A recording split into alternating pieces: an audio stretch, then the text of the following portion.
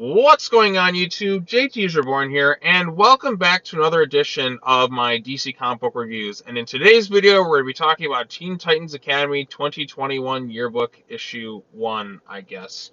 So yes, this is a specialized, like almost kind of like an annual type issue that they did for Teen Titans Academy. This is done stylistically like a yearbook of sorts, and it involves various characters from Teen Titans Academy. In hindsight, this issue doesn't really like do much. It kind of gives a little bit of background into the character of Stitch, but other than that, like there's some other stuff that's just kind of pointless, given stuff that we've already kind of known at this point. You really could realistically skip this whole thing. It just kind of adds more questions as to who Red X is, even though Red X isn't really much of a character. The whole thing is about like the identity of Red X, and now we're, I guess, led to believe there's been multiple Red X's, which is something I kind of predicted in the was the Teen Titans Academy issue number 4. So now that that's there, and it just adds more confusion, and it just makes like all these suspects and things just become a hell of a lot more messy, and I don't care. I just don't care at this point. But let's go ahead and talk about Teen Titans Academy 2020 yearbook. So back-to-back weeks of Teen Titans Academy. This one was written by Tim Sheridan, art by several other people. So yes, so the whole first section of the yearbook thing, I mean, you can see the different signatures. There's a little thing about the inaugural class of, the Roy Harper Academy. There's a message from President Stitch, the only character who has their pronouns in there. Literally, no other character has them outside of Stitch for whatever reason. I mean, if you're going to include one, you might as well include the others, but I don't know. Oh well. So Stitch is basically just like a possessed, like, rag doll of sorts that just kind of became sentient and not quite human, but just something else entirely. And Stitch is upset, can't dream, can't do all sorts of these things, and imagines to have like all these things that humans have. Just kind of wants to be human, kind of like a Pinocchio of sorts, but like, magical rag-based things. We also learned that Stitch has like a connection to Dr. Fate and is sort of an apprentice, and that's how Stitch was able to kind of get enrolled into Titans Academy. But Stitch is just kind of there. That's that. We get some cameos here. We have Billy Wu, aka Roundhouse's mom, make a cameo. Apparently, she's been hired in as a chef for Teen Titans Academy, I guess. So I guess she knows everyone's identity. And you pretty much just have Stitch just kind of going around, imagining things, kind of trying to fit into this world. I mean, the storyline itself's not half bad.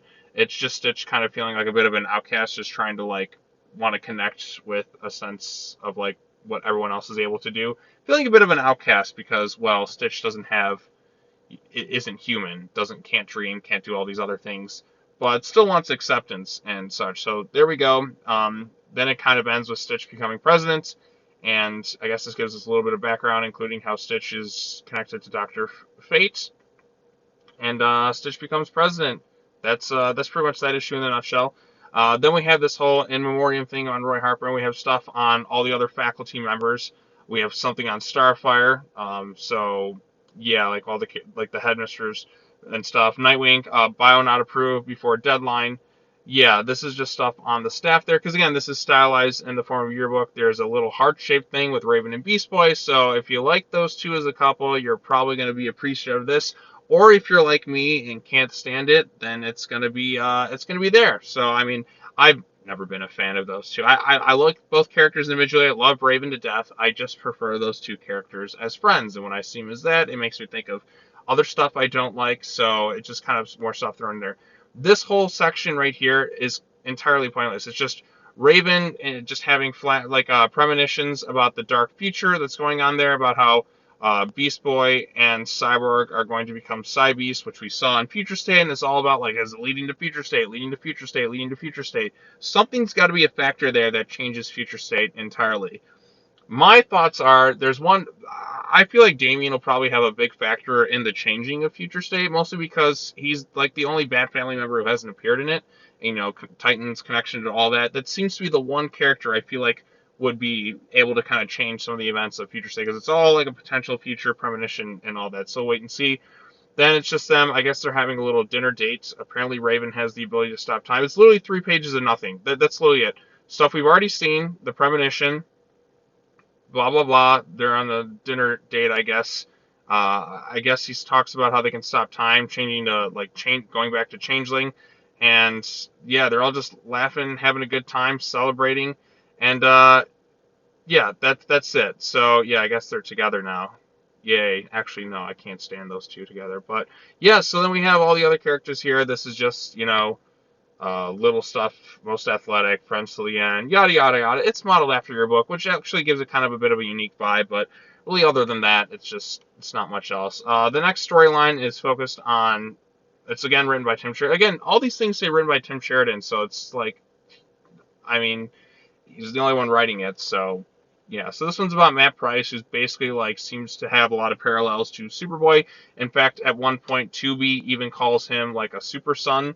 So yeah, that's it. He goes in there, he rescues their farm, they have a meal together, and the fact that he calls him a super son, that just doesn't sit well with me because, well, you're not Damian Wayne, you're not John Kent. I feel like those two are the super sons, and just kind of having somebody else who's, you know, not a super son giving that name, it just doesn't sit right with me. So, yeah, that's that storyline. I guess it gives a little bit more background into some of these characters, but nothing too exciting there.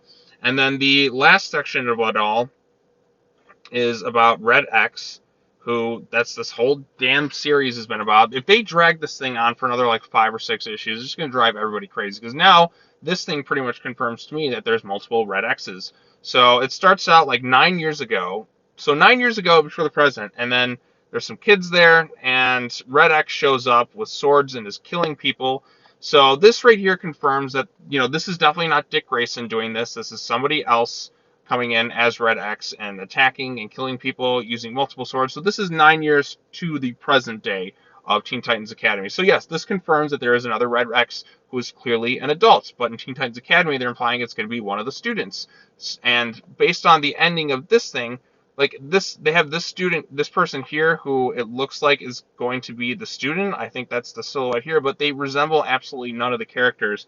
So if they've been trying to build up this whole mystery of who Red X is, and they introduced this character who I'm pretty certain is this one here, because even this person's like, so kid, you want the mask or not? So this is implied that this is Red X here, and they're giving the Red X mantle to one of the Titans members here to infiltrate Titans Academy. So it could be like somebody in regards to like I have a feeling that Red X is probably like Grant. It could potentially be Grant Wilson, like the older version, just kind of coming back for revenge and just kind of mentoring somebody, or it could be somebody else entirely.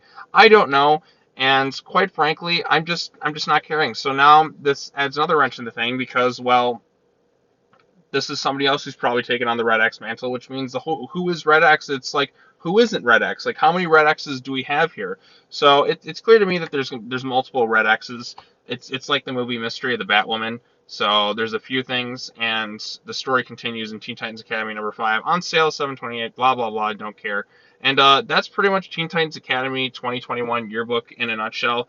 The whole Red X thing is just getting dragged on. Red X, we don't really know who Red X is as a character. Yes, we could understand Red X in the Teen Titans cartoon, but this is a different version. This is Red X in the comics. A character who's never been a factor in, but has been sort of retconned into like this history. Like it's like, oh, Red X was this big deal, which we've never seen before up to this point.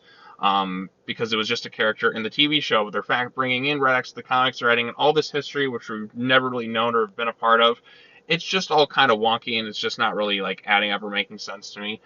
Same thing with like, most of Infinite Frontier and all the stuff kind of in regards to it, and it's just this issue here, like, I like the fact that it's kind of designed like a yearbook. I think that sets it apart, makes it a little bit unique, but all things considered, this is basically just an annual. And I really just found myself not quite caring about what was happening in this thing. The first section with Stitch was the most interesting, I guess, because we could actually kind of get a little sense of like who Stitch is, get more into their character and a little bit of their background. So that was at least more interesting.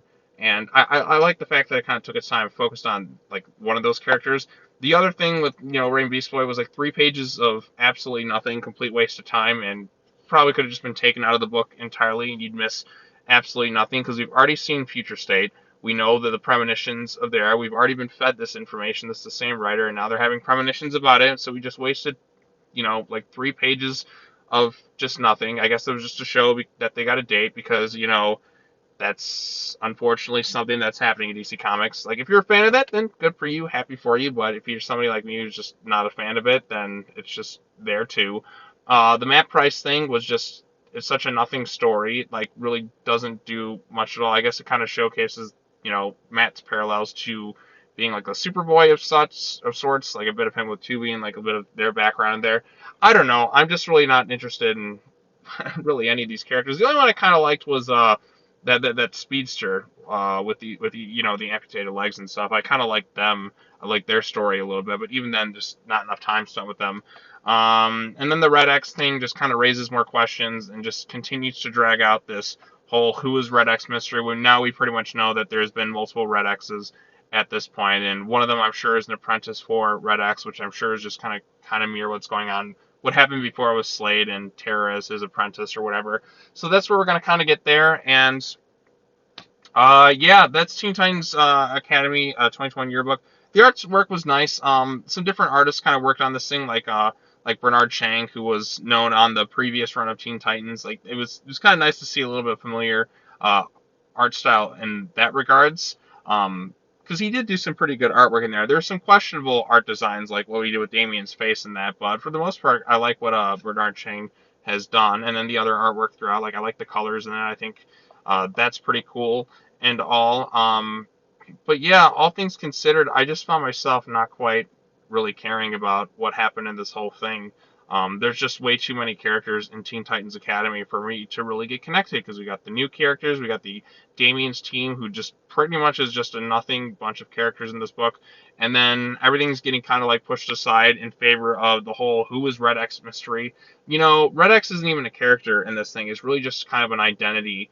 And we're not really getting enough time with Red X. Like, what does Red X do outside of just, like, who is Red X? Like, what makes them special? What makes them unique? If you've never heard of or seen the Teen Titans animated series, then why would you give a shit about who Red X is? That's the thing, because they're just a character on that TV show, and it's just like, if you don't know that going into it, why should you care about who the fuck is Red X? So that's kind of where I'm getting at with this thing. Also, the Roy Harper Academy inaugural class. It's like an all tribute to Roy Harper, but Roy Harper, is apparently alive right now, so I'm not sure what's happening there. That'll be an awkward conversation. Hey, I'm not really dead. So, yeah.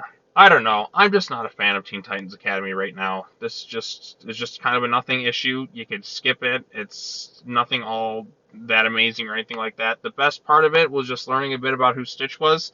The Red X thing is just more prolonged, getting the inevitable thing with Red X, the whole mystery there. We're not going to find out who Red X is. We're not really given any major clues or anything, because there's just like 800 characters in this thing.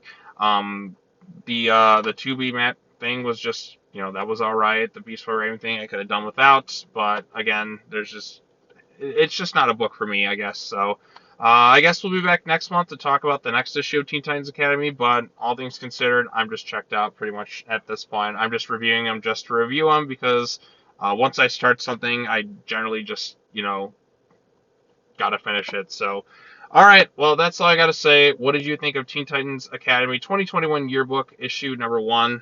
Not that there's gonna be an issue number 2 of this, but what did you think of it? Let me know what you thought of it in the comment section down below. Be sure to like this video, share it with your friends, subscribe to the YouTube channel for more content, hit the bell for notifications, all that other fun stuff, and I will see you next time. As always, take care now, bye-bye then, and I will see you all in the next video. Peace.